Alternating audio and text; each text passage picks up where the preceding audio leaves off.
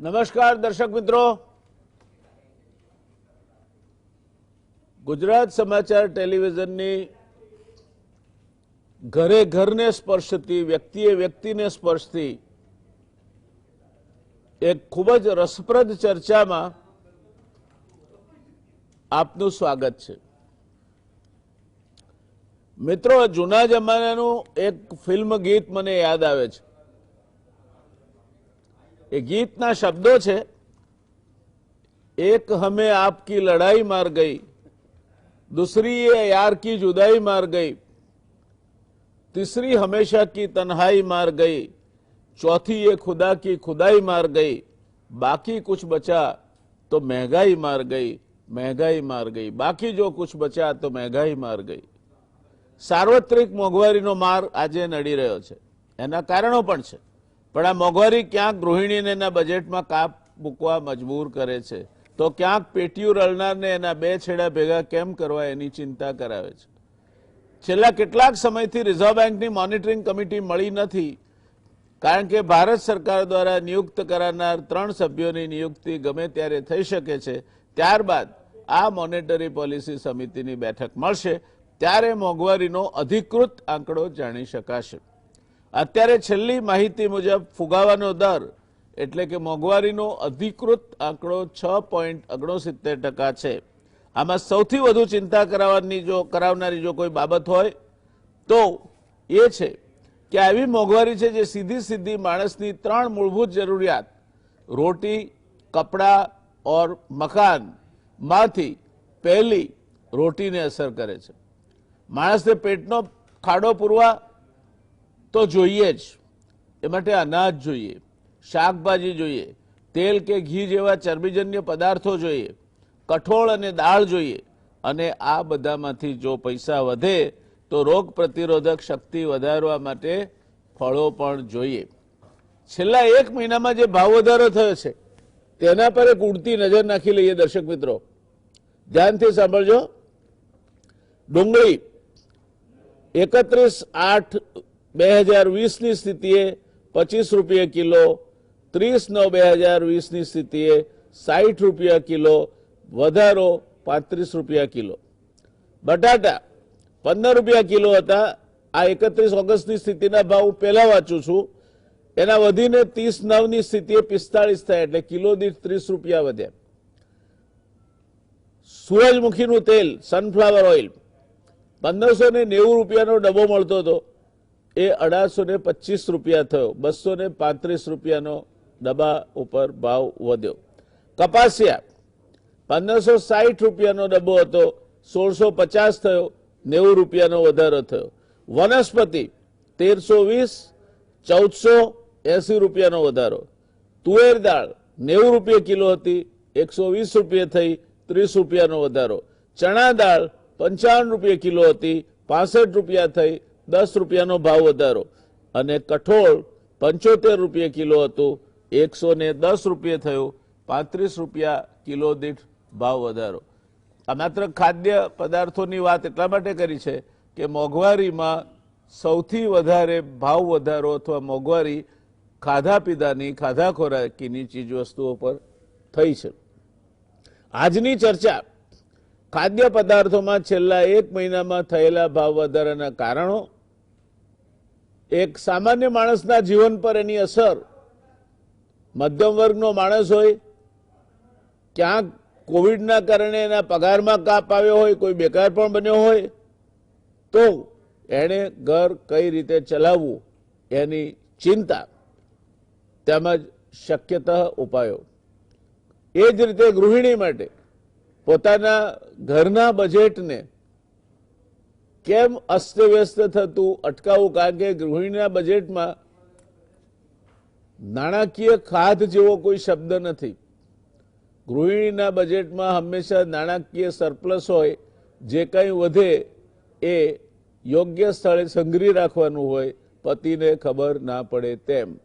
અને ક્યારેક પતિને જ્યારે મુશ્કેલી આવે કે ઘરમાં કંઈ તકલીફ આવે ત્યારે એ ખજાનો, જેમ ભામાશાહે રાણા પ્રતાપના ચરણોમાં મૂકી દીધો હતો, એમ કુટુંબ માટે એ ખજાનો ખુલ્લો મૂકી દેવાનો.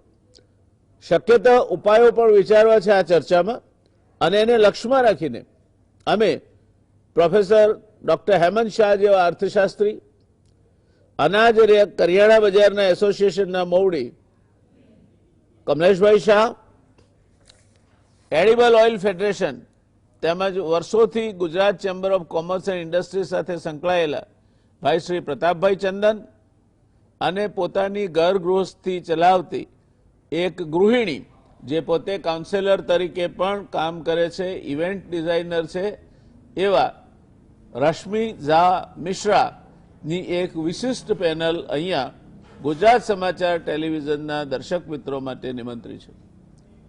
ચર્ચાની શરૂઆત કરીએ. મોંઘવારીની વાત આવે, પ્રતાપભાઈએ તો હજુ પણ મોઢે માસ્ક બાંધેલો રાખ્યો છે. કમલેશભાઈ સોરી, પ્રતાપભાઈ તો મારી સાથે બેઠા છે. કમલેશભાઈ, માસ્ક જો વાંધો ના હોય તો કાઢી નાખો તો આપના મુખારવિંદના દર્શન થાય લોકોને. શરૂઆત કરીશું હેમંતભાઈ આપથી. આ મોંઘવારી અંગે આપનું શું કહેવું છે? આપ અર્થશાસ્ત્રી છો, અર્થશાસ્ત્રના વિવિધ પ્રવાહો અને એને સ્પર્શતા પરિબળો વિશે આપ અભ્યાસ કરતા હો છો, ત્યારે ચર્ચાની શરૂઆત મારે આપથી એટલા માટે કરવી છે કે આ જે મોંઘવારી છે, ખાદ્ય પદાર્થોની મોંઘવારી છે, જે ગૃહિણીનું બજેટ અપસેટ કરે છે, મધ્યમ વર્ગના પગારદાર માણસના બે છેડા મેળવવાની મથામણમાં ક્યાંક વચ્ચે ફટકો મારે છે. શું કહેવું છે આપને એ અંગે?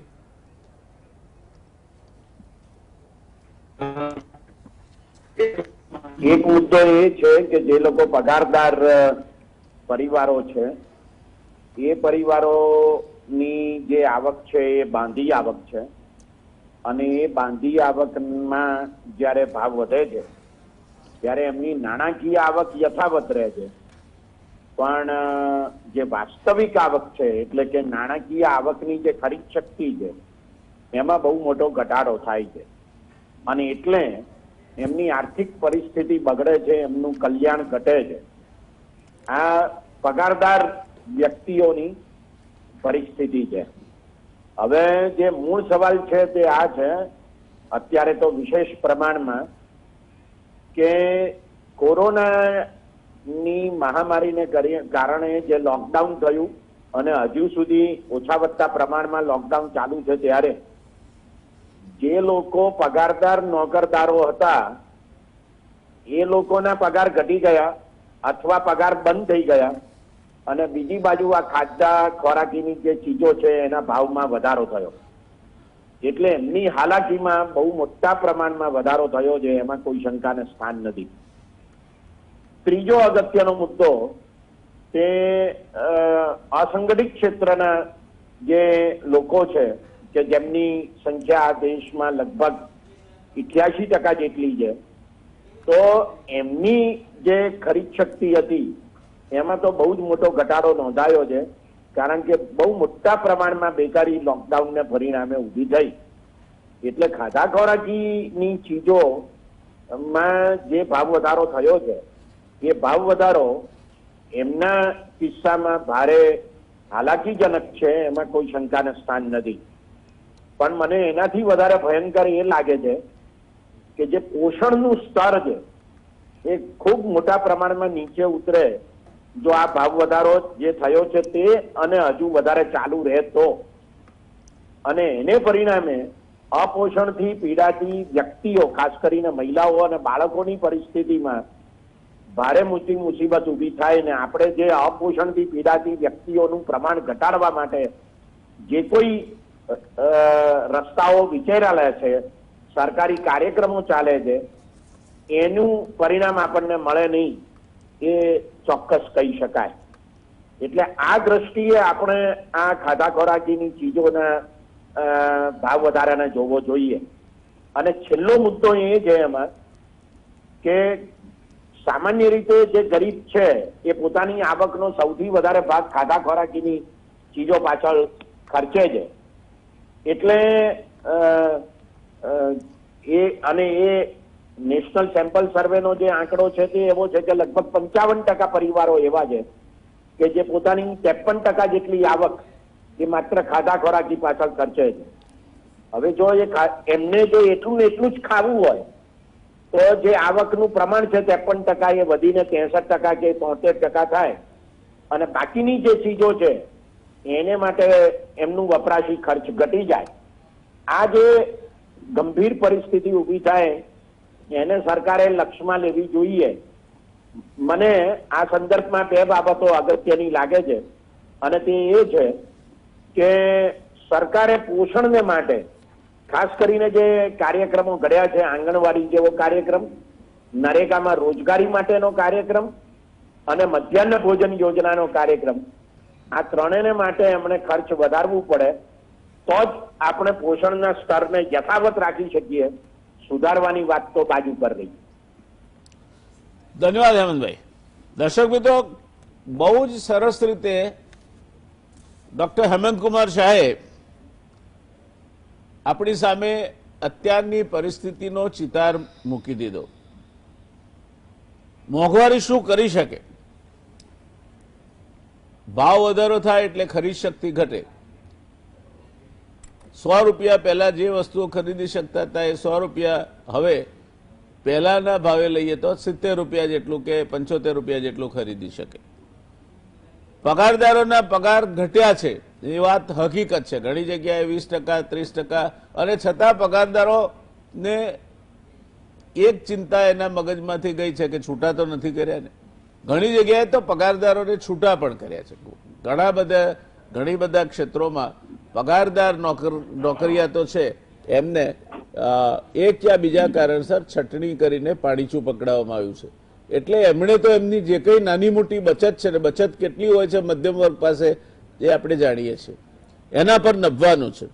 અસંગઠિત ક્ષેત્ર અને ગરીબીની રેખા નીચે જીવતા ગરીબો એ પોતાની 1 રૂપિયાની આવકમાંથી 53 પૈસા એ પોતાની ફૂડ બાસ્કેટ એટલે ખાધા ખોરાકીની ચીજો પાછળ ખર્ચે છે. પોષણનું સ્તર નીચે ઉતરે કારણ કે તમે ફળો ખરીદવાની તો વાત જ ના રહે અને બીજા પોષક તત્વો ખાવાની પણ વાત ના રહે. બધી આપણી જે આપણે સલાહ આપીએ છીએ કે કોવિડ દરમિયાન તમારી રોગ પ્રતિરોધક શક્તિ વધારવા માટે તમારે ફળો ખાવા જોઈએ, ફળગાવેલા કઠોળ ખાવા જોઈએ. આ બાબતો તો માત્ર ને માત્ર સુફિયાણી સલાહ જ રહે, એથી આગળ વધી શકે નહીં. આ પરિસ્થિતિ છે અને આ પરિસ્થિતિ છે ત્યારે આપણી સાથે જે પેનલ છે એમાંથી હું હવે જવા માંગીશ કમલેશભાઈ પાસે. કમલેશભાઈ ફૂડ એન્ડ ગ્રેઇન મર્ચન્ટ એસોસિએશનના પ્રમુખ છે. કમલેશભાઈ, આ કેમ વધે છે મોંઘવારી?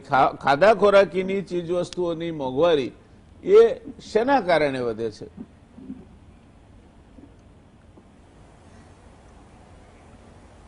સાહેબ, અગત્યની વસ્તુ એવી છે કે ખાધા ખોરાકીમાં આપણે સ્વનિર્ભર ઓછા છે. ઘણા બધી વસ્તુઓ કઠોળમાં આપણે આયાત કરીએ છીએ.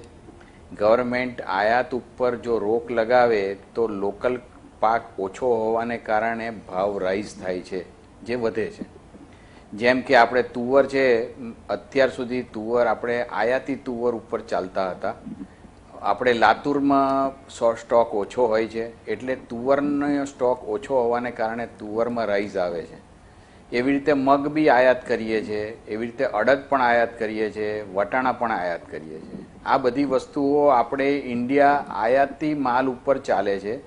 મેક્સિમમ માલો આપણે આયાત કરીએ છીએ. એની સામે એ ભાવ વધે છે. એની સામે જેમ કે ઘઉં છે, જુવાર છે, બાજરી છે, જે જાડા ધાન છે, એમાં ભાવ ઘટ્યા છે. જે ઘઉં 22-23 રૂપિયામાં વેચાતા હતા એ અત્યારે 19-20માં વેચાય છે. આ હું હોલસેલ માર્કેટના ભાવો આપું છું. રિટેલમાં કદાચ 2-3 રૂપિયા પ્લસ હોઈ શકે, કારણ કે એને છૂટું વેચવાનું છે. એવી જ રીતે બાજરી જે હોલસેલ 20-21 રૂપિયામાં વેચાતી હતી એ આજે 1650 રૂપિયામાં વેચાય છે. આ 100 કિલોના ભાવ આપું છું. એવી જ રીતે મકઈ પણ ઘટીને 1700 રૂપિયા થઈ ગઈ છે. આ બધા જાડા અનાજના ભાવો ઘટતા જાય છે. એની સામે ઘરાકી ઓછી છે, પબ્લિકની ખરીદ શક્તિ ઓછી થઈ ગઈ છે.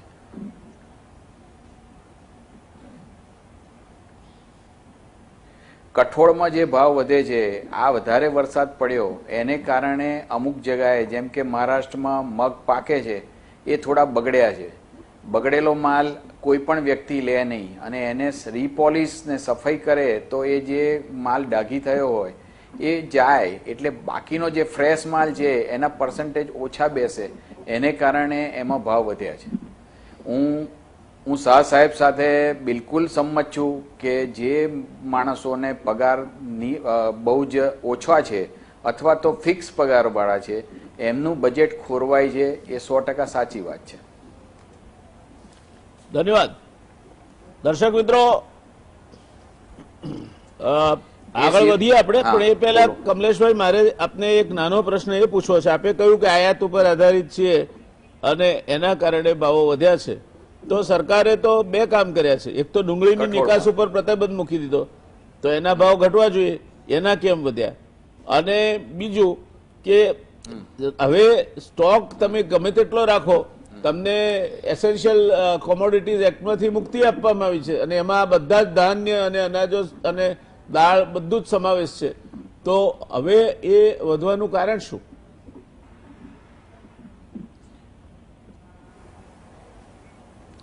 તો હજી એ લોકોએ ઓર્ડિનન્સ પાસ કરવાનો બાકી છે. હજી અમે સ્ટોકના દાયરામાં જ છે. અનલિમિટેડ સ્ટોક અમે કરી શકતા નથી. હા, કોર્પોરેટ વાળા જે છે એ જે અદાણી હોય કે રિલાયન્સ હોય એ બધા કરી શકે. હજી નોર્મલ વેપારીને એ પરમિશન મળેલી નથી.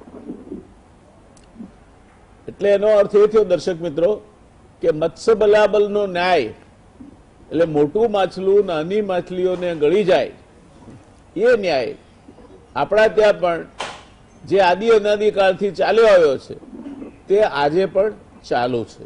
નાના વેપારીઓ નથી રાખી શકતા, એમને સ્ટોકની મર્યાદા નડે છે. મને સમજાતું નથી એમને કેમ નડવી જોઈએ, અને કોર્પોરેટ ક્ષેત્રને, કોર્પોરેટ સેક્ટરને નથી નડતી.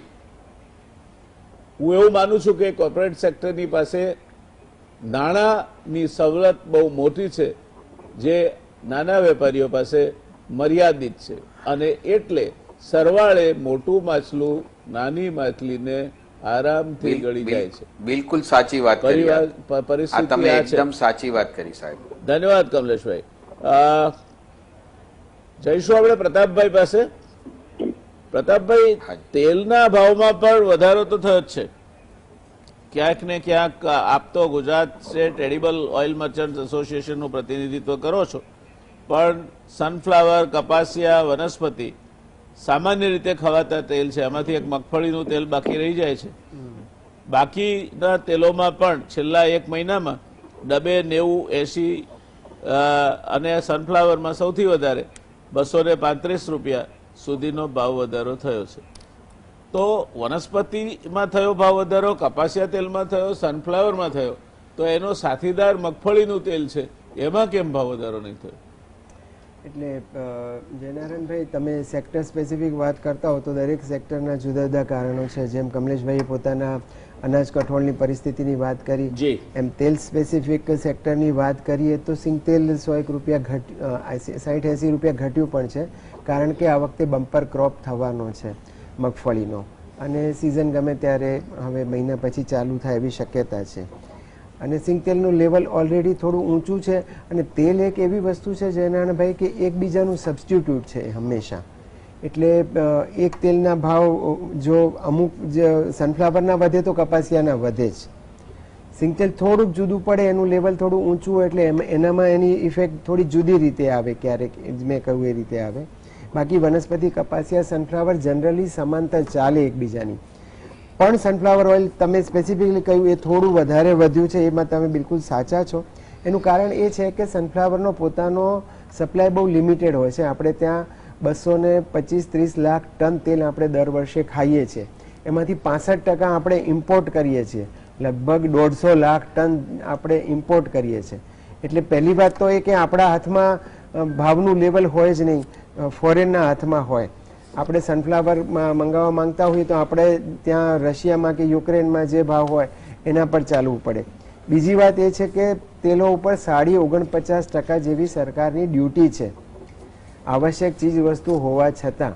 પણ એ પણ ક્યાંક ને ક્યાંક જસ્ટિફાઈડ છે કે સસ્તું પામ ઓઇલ વગેરે દેશમાં ડમ્પ ન થાય અને આપણા ખેડૂતોને માર ન પડે એ માટે સરકારે અવારનવાર ડ્યુટી વધારી અને એવા લેવલ મેન્ટેન કરવા પડતા હોય છે કે જેના કારણે અહીંના ખેડૂતોને માર ન પડે.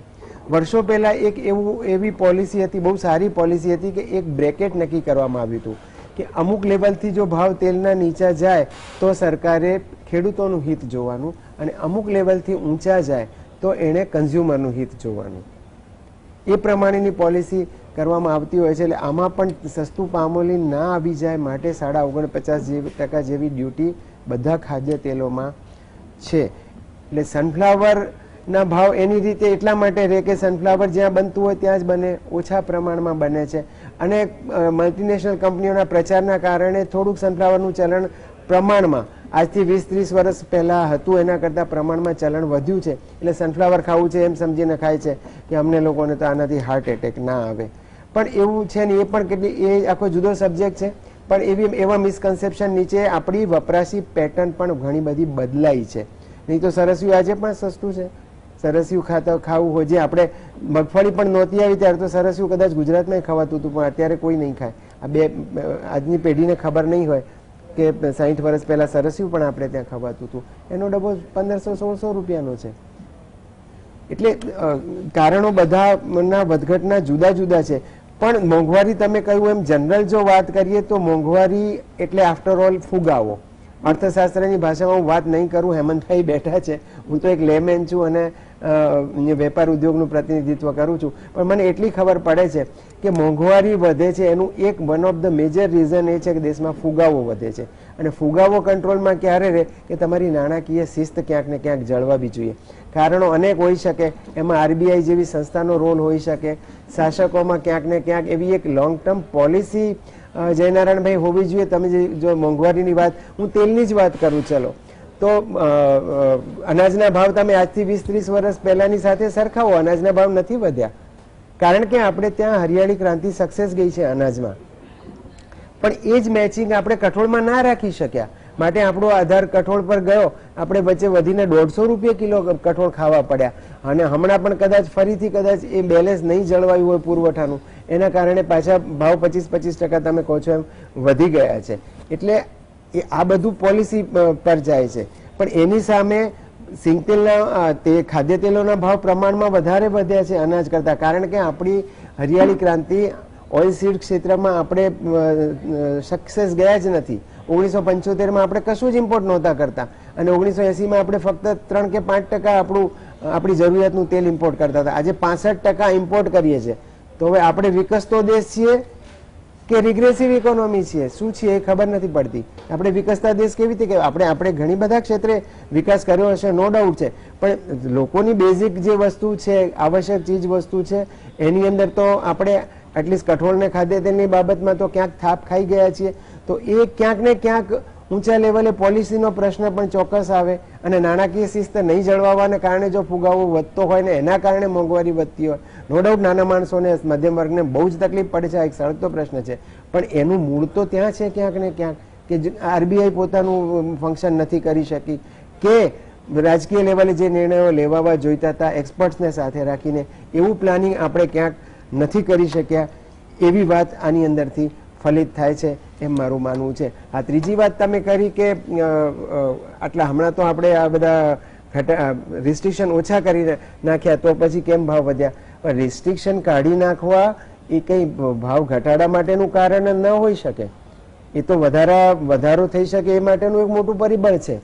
આપ તો પુરવઠા મંત્રી રહી ચૂક્યા છો જયનારાયણભાઈ, અને ત્યારે હું તમારી પાસે વેપારી તરીકે આવેલો છું અને જરા સિંગતેલનો ડબ્બો 400 નો 450 થતો હતો ને ત્યારે તમે અમારી પાસે જવાબ માંગતા હતા કે વેપારીઓ જવાબ આપે કે કેવી રીતે વધી ગયો છે. અમને તમને સમજાવતા પરસેવો ઉતરી જતો હતો કે સાહેબ અમે તો લાવીને વેચનારા છીએ.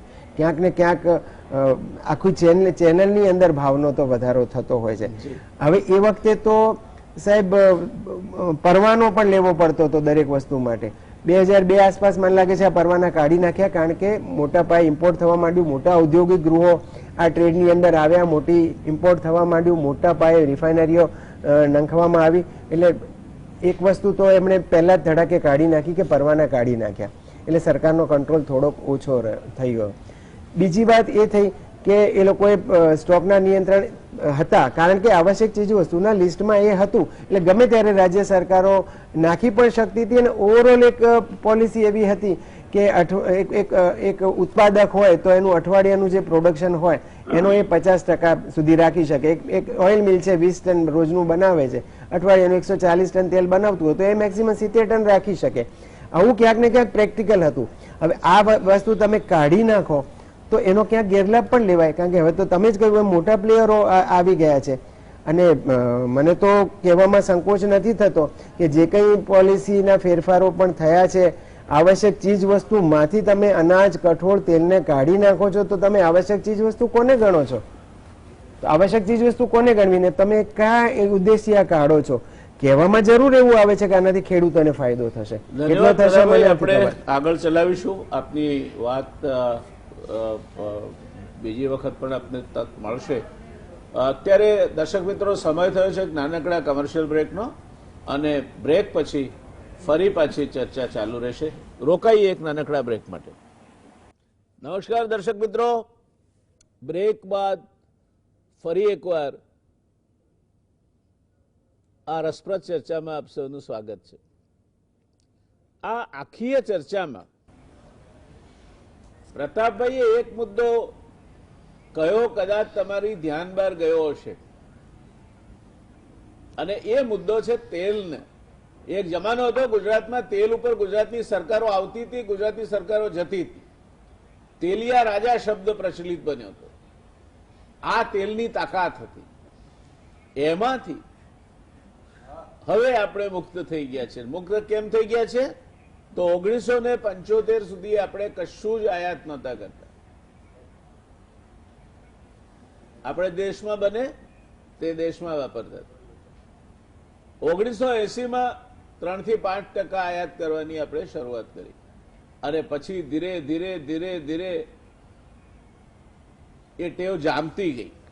આજે 65% કરતા વધારે આયાતી તેલ આપણા દેશમાં આવે છે, અને આપણે એમાં તળેલા ભજીયા, સમોસા કે બીજી બધી વસ્તુઓ ટેસ્ટથી ખાઈએ છીએ.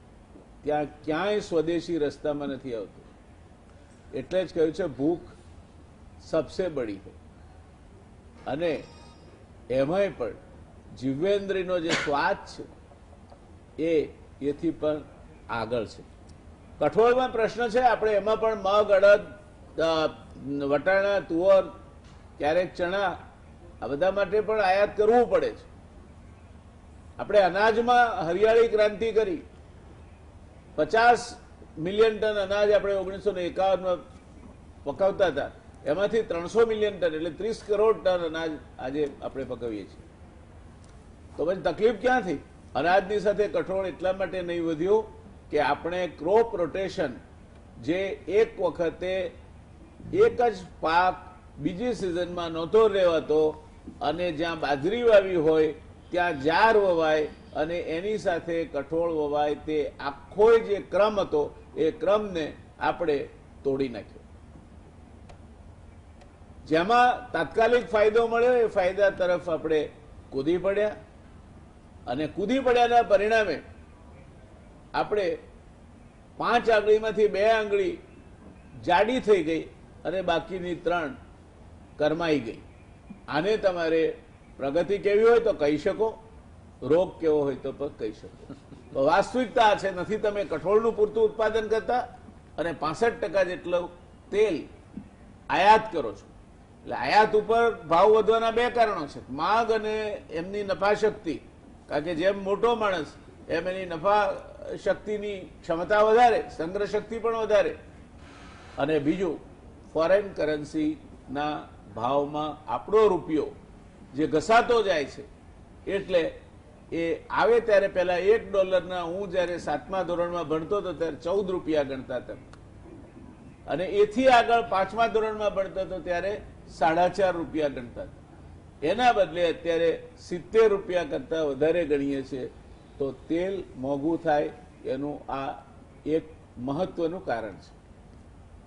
અને એટલે આપણે પ્રજા તરીકે જો કઠોળ ખાવું હોય, તેલ ખાવું હોય તો આપણે વધારે ને વધારે આયાત પર આધારિત છીએ અને એનો ફાયદો આવનાર સમયમાં જેની પાસે સંગ્રહ શક્તિ છે, જેની પાસે વધારે આયાત કરવાની ક્ષમતા છે, એ બિલકુલ ઉઠાવશે, કારણ કે ભગવાનની દયા છે આપણા પર. હમણાં યુનાઇટેડ નેશન્સનો પોપ્યુલેશન રિપોર્ટે એવું અનુમાન મૂક્યું છે કે આપણે 2025 પહેલા ચીનને વસ્તીમાં આંબી જઈશું અથવા આગળ વધી જઈશું. મને બીજા બધા ક્ષમતાઓમાં વિશ્વાસ હોય કે ના હોય, પણ આપણા દેશની આ ક્ષમતામાં મને 110% વિશ્વાસ છે. ભલે 2025 કે આપણે 2025 પહેલા ધમધમાટ કરતા ચીનની આગળ નીકળી જઈશું, કારણ કે એમાં આપણને સાથે કોઈ હરીફાઈ કરી શકે એમ નથી. અને જો વધી જશે વસ્તી તો એને ખાવા જોઈશે, તમારી પાસે જે છે એમાંથી જ ભાગ પડવાના છે. અને એટલા માટે આ ભાવ વધારાનું વિષચક્ર જ્યાં સુધી રૂપિયો પાછો નથી આવતો 50-55 રૂપિયા પ્રતિ ડોલર, જ્યાં સુધી તમારા દેશમાં કઠોળ અને તેલીબિયાનું ઉત્પાદન વધતું નથી, ત્યાં સુધી હરિયાળી ક્રાંતિ તમને રોટલો આપી શકશે. રોટલા પર ચોપડવા માટે તેલ પણ નહીં આપી શકે, વનસ્પતિ ઘી પણ નહીં આપી શકે. અને આજની જ કેટલાક સમાચારો જોઈએ તો હવે કેમિકલથી બનાવેલા બનાવટી પીનટ બટર અને બનાવટી ઘી બજારમાં આવવા માંડ્યા છે. ઘી પણ હવે બનાવટી બને છે અને કેટલીક મોટી મોટી કહેવાતી સંસ્થાઓ પણ આ કૌભાંડમાં સંડોવાયેલી છે. એટલે આપણા ભાગ કાં તો ભેળસેળ વાળું ખાઓ, કાં તો મોંઘું ખાઓ. અને મોંઘું હશે તો પણ ભેળસેળ નહીં હોય એની કોઈ ખાતરી નથી. આ પરિસ્થિતિમાં આપણે જીવવાનું છે અને આપણે જીવી રહ્યા છીએ, કારણ કે જે પ્રજાની ઈચ્છા શક્તિ જ મરી ગઈ હોય એ પ્રજાને એના સામે જે નાખવામાં આવે તે ખાઈને ખુશીથી સૂઈ જાય. અને નહીં મળે કશું તો મોડા કોઈના તે અમુક જ્ઞાતિઓમાં રિવાજ હોય છે, મહેમાન મોડા આવે રાત્રે તો પાણીનો પાલો અને ગ્લાસ અને લોટો એમના ઓશીકે મૂકી દે ખાટલાના, એટલે એને માની લેવાનું ખાવા પીવાનું પતી ગયું છે, આ પાણી પીને હવે સૂઈ જવાનું છે. હજુ એ દિવસો આપણા માટે આવ્યા નથી, પણ આવી શકે. જઈશું આપણે ગૃહિણી પાસે, જેનું કામ છે પોતાના પરિવારને યોગ્ય તે પોષણ મળે, યોગ્ય તે ખોરાક મળે. ક્યાંક કોકને ટિંડોળા નહીં ભાવતા હોય અને કોક દાડો પળવળ લેવા પડે તો એ માટેની જોગવાઈ હોય, કોઈને કાંદા નહીં ખાવા હોય તો એ માટેની પણ જોગવાઈ હોય, અને પોષણ માટે દૂધ પણ લઈ અને બાળકોને આપી શકે, કમસે કમ બાળકોને આપી શકે. આ પરિસ્થિતિમાં ગૃહિણીને આ મોંઘવારી કઈ રીતે નડે છે એની વાત આપણે પૂછીશું. આપણી સાથે રશ્મિ ઝા મિશ્રા આપણા આ પેનલ પર છે. તો આ આખી બધી ચર્ચા આપણે સાંભળી, એક અર્થશાસ્ત્રીને સાંભળ્યા અને બે જે અનાજ અને તેલના એસોસિએશનો છે એમના મોભીઓને સાંભળ્યા. શું લાગે છે તમારી ગૃહિણીઓ માટે, શું આમાં દેખાય છે તમને આ જે પરિસ્થિતિ છે આજે એમાં? જી સર, દાદી નાની બાળપણમાં એક વાર્તા કહેતા કે રાજાની કુંવરી રાત્રે ના વધે એટલી દિવસે વધે અને દિવસે ના વધે એટલી રાત્રે વધે. આજે આ વાર્તા એટલે યાદ આવી આ સમયે, કારણ કે વાત મોંઘવારીની કરીએ છીએ અને દરરોજ એવું લાગે છે કે ગઈકાલ વધારે સારી હતી. અને જે રીતે આ કમરતોડ રીતે આ વધે છે મોંઘવારી, મતલબ જે પાયાની વસ્તુઓ છે, સુખની વાત તો બહુ દૂર જતી રહી છે ગૃહિણી માટે, પણ એના તમામ જવાબદારીઓ, જે પાયાની જવાબદારીઓ છે, શાકભાજીમાં પણ ડુંગળીના ભાવ પણ એટલા હોય, ટામેટાના ભાવ પણ એટલા હોય, ને અત્યારે બટાકા પણ એટલા મોંઘા થતા હોય. બેઝિક મૂળભૂત 5 પણ એવી શાકભાજી ના હોય કે જે એ આરામથી લઈ શકે. એ 10 કિલોમીટર દૂર જાય એ માર્કેટમાં કે જ્યાં શાકભાજી પહેલા સસ્તા ગણાતા હોય, સસ્તું ગણાતું હોય, ત્યાં અડધી કલાક આંટો માર્યા પછી પણ એનો થેલો એ ભરવાની હિંમત ના કરી શકે. ભાવ વધારો સાંભળીને એના હૃદયમાં એક ચિરાડો પડે, અને એટલા માટે પડે કારણ કે એ ખાલી પોતાના માટે નથી વિચારતી, એ જો કોઈ વ્યવસાય કરતી હોય, નોકરી કરતી હોય કે ના કરતી હોય તો પણ એ ગૃહિણી છે અને એટલા માટે જ ગૃહિણી ગૃહમુચ્યતે કહેવાયું છે.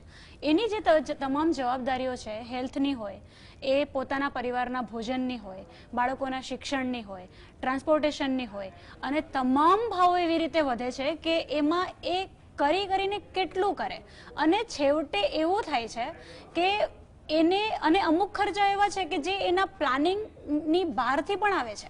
હવે ગૃહિણી પાસે એક બજેટ લિમિટેડ છે. અત્યારે જે સમય ચાલે છે એ તો પાછું દુષ્કાળમાં અધિક માસ જેવું છે કે જેમાં એક બોનસ રૂપે આવ્યું છે કે પગાર પણ એનો કપાઈને આવે છે, પણ એની જરૂરિયાતો ઘટી નથી. ઉલટાનું ઘરમાં વર્ક ફ્રોમ હોમના સમયમાં બાળકો પણ ઘરે છે કારણ કે શાળાઓ ચાલુ નથી. આ ગૃહિણી માટે બહુ પાયાની સમસ્યાઓ છે કે પહેલા 4 થી 5 કલાકે સૌથી વધારે વિશ્વાસથી રહી શકતી હતી. અત્યારે એની પાસે એક પણ કલાક પોતાનો નથી. એની ડ્યુટી 48 કલાકની થઈ છે, 24 કલાકની નહીં, કમ્પ્લીટલી 48 કલાકની થઈ છે. એમાં એની જવાબદારીઓમાં આ મોંઘવારી એને સતત એક એવી વ્યવસ્થામાં, એવી રીતે પ્રોફેશનલ રીતે એને કામ કરવું પડે છે કે આ શાકભાજીમાંથી એ કઈ જુદી વેરાયટી બનાવશે, કઈ 2 વસ્તુઓ ભેગી કરશે તો પ્રમાણ પણ સચવાશે, ગુણવત્તા પણ સચવાશે અને સ્વાદ પણ સચવાશે. તો મને લાગે છે કે સૌથી વધારે સીધી અસર જો મોંઘવારીએ કોઈને કરી હોય ને તો એ ગૃહિણીને કરી છે. ધન્યવાદ.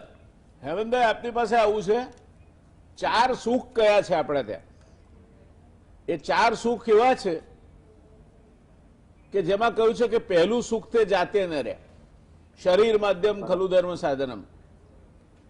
પહેલું સુખ તે જાતે ન રહ્યા. બીજું સુખ તે ઘેર દીકરા, એમાં દીકરી પણ આવી ગઈ એટલે સંતાન હોય ઘરે. ત્રીજું સુખ, આના ઉપર તમારે બોલવાનું છે, ત્રીજું સુખ તે કોઠીએ જાર. અને ચોથું સુખ સુલક્ષણી નાર, તે સુલક્ષણા નાર. આ સુલક્ષણા નારને પણ કુવામાં હોય તો હવાડામાં આવે. એની પાસે મર્યાદિત પૈસા છે અને અમર્યાદિત જવાબદારીઓ છે. આ પરિસ્થિતિમાં ત્રીજું સુખ તે કોઠીએ જાર અને એને જોડીને પહેલું સુખ તે જાતે ન રહ્યા, એ કઈ રીતે હાંસલ કરી શકાય? આપ તો અર્થશાસ્ત્રી છો, આમાંથી કઈક અર્થ કાઢો ને. મહત્વનો મુદ્દો એ છે કે આપણી પ્રાથમિકતા શું છે. અનાજની બાબતમાં આપણે સ્વાવલંબન કેળવવા માટે જે ભગીરથ પ્રયાસ આપણે કર્યો, 3જી પંચવર્ષીય યોજનાથી આપણે હરિયાળી ક્રાંતિ લાવ્યા અને એમાં આપણે ખાસ્સા સફળ થયા. જોકે આજે પરિસ્થિતિ એવી છે કે ઘણા વર્ષો એવા જાય છે કે જયારે આપણે ચોખાની નિકાસ કરીએ છીએ અને ઘઉંની આયાત કરીએ છીએ, અથવા તો ઘઉંની નિકાસ કરીએ છીએ અને ચોખાની આયાત કરીએ છીએ, બેમાંથી એકેયની આયાત ના કરતા હોઈએ એવા તો ભાગ્યે જ વર્ષો, ખાસ કરીને 1991માં આપણે નવી આર્થિક નીતિની શરૂઆત કરીએ પછી ગયા છે.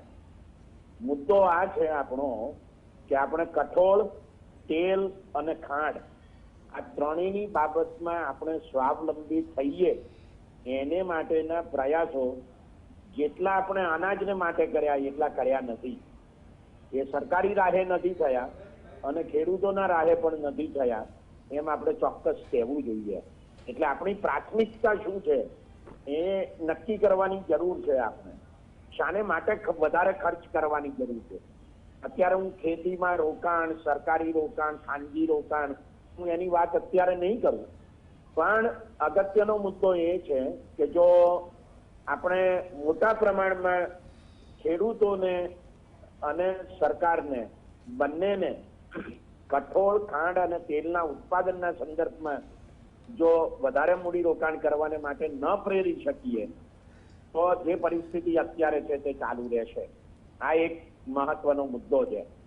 એટલે કઈ બાબતોમાં પ્રાથમિકતા હોવી જોઈએ આપણી, એ ઘણા મહત્વના મુદ્દા છે. આપણે કરોડો રૂપિયા અનેક બાબતો માટે ખર્ચી રહ્યા છીએ, તો એ કરોડો રૂપિયા ખરેખર શાને માટે ખર્ચવા જોઈએ ભારત સરકારે અને રાજ્ય સરકારોએ, એને વિશે આપણે વધારે ચિંતા કરવાની આવશ્યકતા છે.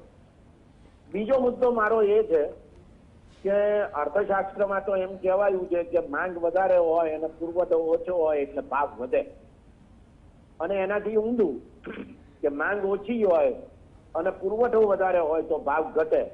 આવું આપણે અર્થશાસ્ત્રમાં કહીએ છીએ. આ બહુ એક સીધો સાદો નિયમ કરી દેવામાં આવ્યો છે. અને જે લોકો અર્થશાસ્ત્રનો હોય ભણ્યા નથી હોતા એ બધાને પણ આ નિયમની ખબર પડી ગઈ છે, ખબર નહીં કેવી રીતે. એટલે પરિણામ એ આવે છે કે ભાવને, કોઈ પણ વસ્તુના ભાવને અને ઉત્પાદનના ખર્ચને જાણે કે કશો સંબંધ નથી એવી રીતે બધા જ વર્તે છે. એટલે મને ખબર છે, મારા ઘર પાસે એક શાકભાજી વાળા બેન આવે છે લારી લઈને, અને એકવાર મેં એમને પૂછ્યું કે આ 50 રૂપિયે કિલો સફરજન મળતા હતા એ અચાનક 80 રૂપિયે કેવી રીતે થઈ ગયા? એટલે આ બેન અદન અંગૂઠા છાપ, પણ એ એમ કહે છે કે સાહેબ બજારમાં માલ નથી. હવે સવાલ એ છે કે સફરજનનું ઉત્પાદન ખર્ચ વધી ગયું કે બજારમાં પુરવઠો નથી માટે માલના ભાવ વધી ગયા? આ બે બાબત મને લાગે છે કે બહુ જ મહત્વની છે. ગઈકાલે ગાંધી જયંતિ ગઈ છે. ગાંધીજીએ બહુ સરસ વાક્ય કહ્યું છે કે સસ્તામાં સસ્તું ખરીદવું અને મોંઘામાં મોંઘું વેચવું, એના જેવો નાલેશી ભર્યો સિદ્ધાંત બીજો એકે નથી. હવે વેપારી નેતાઓ અહીંયા બેઠા છે અને બીજા ઘણા મોટા વેપારી નેતાઓ કોઈ દાડો આપણી ચર્ચામાં આવવાના પણ નથી, કારણ કે એ તો મહાન કંપનીઓના નેતાઓ છે. એટલે એ બધાએ આ સિદ્ધાંતના સંદર્ભમાં કંઈક વિચારવા જેવું છે કે કેટલું ઉત્પાદનનું ખર્ચ છે અને કેટલા ભાવ તમે ગ્રાહકો પાસેથી વસૂલ કરો છો. એટલે આ અર્થશાસ્ત્ર છે કે અનર્થશાસ્ત્ર છે એના વિશે પણ જરા ગંભીરતાપૂર્વક વિચારવાની જરૂર છે. અને છેલ્લો એક મુદ્દો મારે એ કહેવો છે કે ખેતી ક્ષેત્રે જે પ્રાથમિકતાઓ હોવી જોઈએ એ પ્રાથમિકતાઓને આપણે ધ્યાનમાં રાખીને આપણી જરૂરિયાતના સંદર્ભમાં ઉત્પાદન થાય એને માટે આપણે પ્રયત્ન કરવો જોઈએ. એવું કહેવામાં આવે છે કે 1991માં સોવિયત સંઘ તૂટી પડ્યો, USSR, અને એના 15 દેશો જેટલા ટુકડા થઈ ગયા. એનું એક અગત્યનું કારણ એ હતું કે દુનિયાનો સૌથી પહેલો અવકાશ યાત્રી એને મોકલેલો ખરો યુરી ગાગરીન, પણ એ પોતાની એ જમાનાની 15 કરોડની વસ્તીને ખવડાવવા જેટલા ઘઉં એ પકવતો નહોતો સોવિયત સંઘ, અને જેને એ ગાળો દેતો હતો એવા મૂડીવાદી દેશો કેનેડા અને અમેરિકાથી મંગાવીને ઘઉં ખાતો હતો. એટલે આપણે એ બરાબર સમજવાની જરૂર છે કે જે દેશ પોતાના પેટને માટે ગુલામ બને છે, બીજાની આયાત ઉપર આધાર રાખે છે, એ કોઈ દિવસ રાજકીય રીતે આઝાદ હોઈ શકે નહીં. એ આપણને દેખાય કે ના દેખાય એ જુદો મુદ્દો છે. ધન્યવાદ હેમંતભાઈ. તમારી માહિતી ખાતર એકલા યુરી ગાગારીનને નહોતો મોકલ્યો, એના પહેલા લાયકાને પણ મોકલી હતી. લાયકા એક કૂતરીનું નામ છે. એટલે રશિયાએ તો ઘણી પ્રગતિ કરી હતી એ વખતે. આપણે એક ગાયન ગાતા હતા, મેરા જૂતા હૈ જાપાની, ये पतलून इंग्लिस्तानी, सर पे लाल टोपी रूसी, फिर भी दिल है हिंदुस्तानी. મગજ રશિયાને આપ્યું તો આપણે લાજ ઢાંકવા કપડા યુરોપમાંથી લાવીને પહેરતા હતા અને જોડા જાપાનના પહેરતા હતા. એટલે બધું જ પરદેશી હતું આપણું. એકલું આપણી પાસે શું હતું? ફિર ભી દિલ હૈ હિન્દુસ્તાની. એટલે આપણી પાસે માત્ર આપણા દિલ સિવાય કશું નહોતું. કદાચ હવે તો એવું નથી કહી શકાય એમ, કારણ કે આપણે તો હવે તો એવું કહીએ છીએ કે દિલ માનેગા वो हम ही जो वो ही करेंगे, दुनिया में हमारा दिल ही तो है. આ પરિસ્થિતિ છે. આપણા અર્થશાસ્ત્રનો સિદ્ધાંત હેમંતભાઈએ કયો તે 3 મુદ્દે ખોટો પાડીએ છીએ આપણે. એક દેશ તરીકે ખોટો પાડીએ છીએ અને એની નાલેશી આપણે અથવા એના વ્યવસ્થાપકોએ જ લેવી રહી. એક, આ દેશ પાસે 1951માં જયારે પહેલી પંચવર્ષીય યોજના લખાઈ ત્યારે 50 મિલિયન ટન અનાજ પાકતું હતું. આજે 100 મિલિયન ટન જેટલું અનાજ આપણી પાસે કોઠારોમાં ભરેલું પડ્યું છે, જે આપણે પહેલી પંચવર્ષીય યોજના વખતે પકવતા હતા એના કરતા બમણું અનાજ અત્યારે આપણી પાસે રિઝર્વમાં પડેલું છે. અનાજ નથી એવું નથી. બીજો, ડુંગળીનો બમ્પર ક્રોપ થયો અને ખેડૂત રાતા પાણીએ રહે છે એવું વાંચ્યાના બીજા જ અઠવાડિયે સરકારે કાબુમાં લેવા ભાવને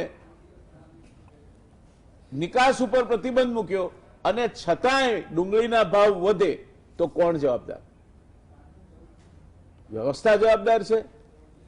એક કવિતા આવતી હતી, પૂરી એક અંધેરીને ગંડુ રાજા, ટકે શેર ભાજી ટકે શેર ખાજા, તહાં જઈ ચડ્યા બે ગુરુ એક ચેલો, ગયો માગવા ગામમાં ભીખ પેલો, લીધી સુખડી એને આપીને આટો, ગુરુ પાસે જઈને કહે ખૂબ ખાટ્યો.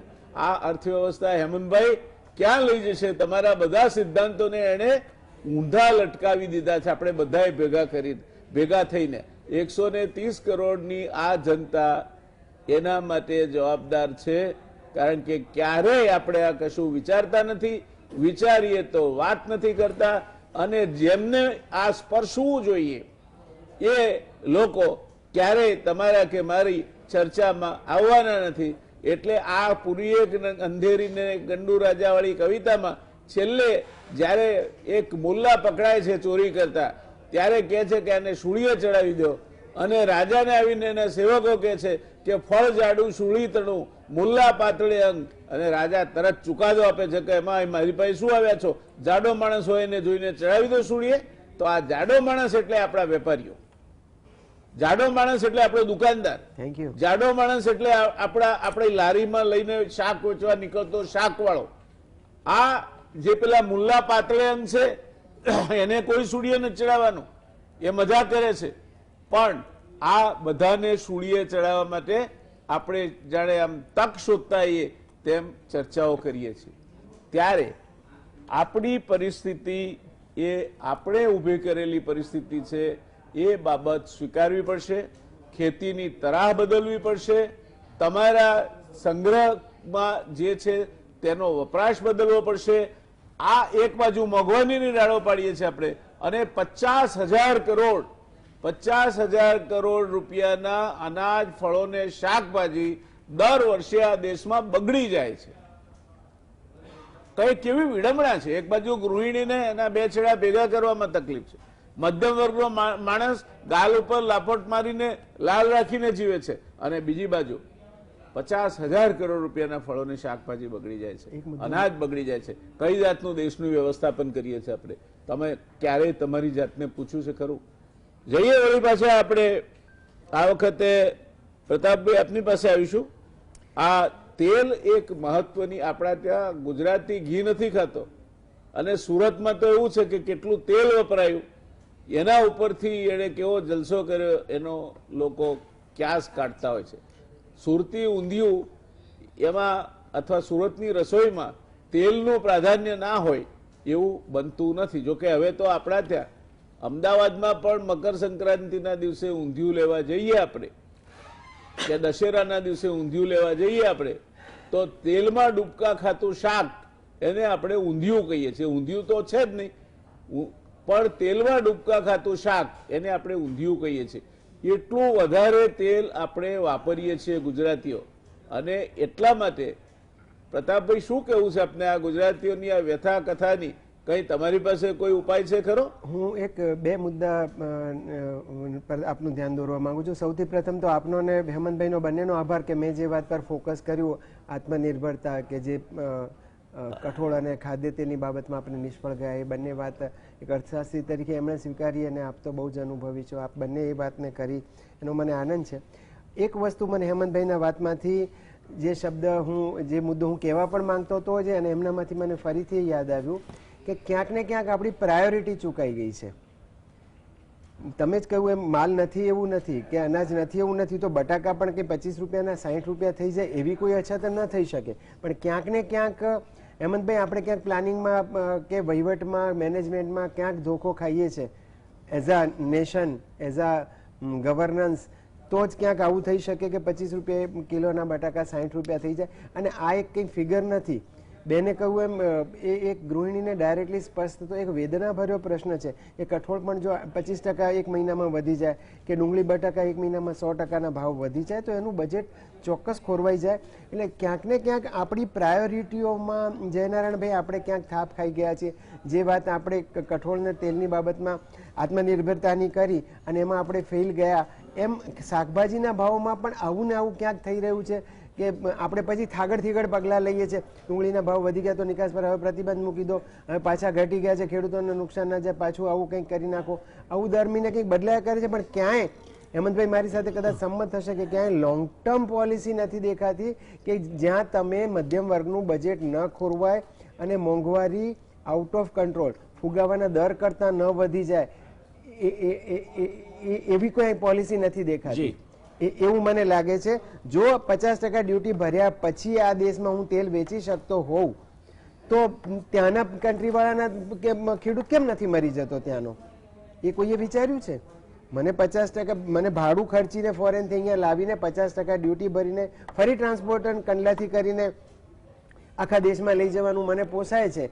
તો એટલો બધો ખર્ચો ચડ્યા પછી તો પછી ત્યાંના ખેડૂતને શું મળતું હશે? તો એવી પડતર આપણી કેમ નીચી ના આવે? છેલ્લો પ્રશ્ન પૂછી લેવો છે કમલેશભાઈને, એટલે આપણે રોકું છું, સમયની મર્યાદા છે. આપણે ગૃહિણીને તો જેમ આ ભાવોએ વધારામાં સરકારે પડતી મૂકી છે એવા ચર્ચામાં પણ હવે ગૃહિણીને નહીં આપણે તક આપી શકીએ. પણ કમલેશભાઈ, એક મારે જાણવું હતું કે આ બધી આપણે ચર્ચાઓ કરી, લાગે છે કે ખેતી આપણી કેમ પોષણક્ષમ નથી બનતી? આપણે ખેડૂતને તો એને એ બિચારો ત્યાંનો ત્યાં જ છે કે ગરીબ ગરીબ ગરીબ થતો ચાલ્યો છે. તો આ દેશમાં અનાજની ખેતીવાળો ગરીબ બન્યો અને પૈસાની ખેતીવાળો પૈસાદાર બન્યો. 1% લોકો પાસે 58% સંપત્તિ, 10% લોકો પાસે 90% સંપત્તિ. આ દેશની આ પ્રકારની અર્થવ્યવસ્થામાં ખેડૂત જ્યાં સુધી તમને કિફાયતી ભાવે નહીં આપે ત્યાં સુધી તમે અમને રોટલો ખવડાવશો ખરા કિફાયતી ભાવે?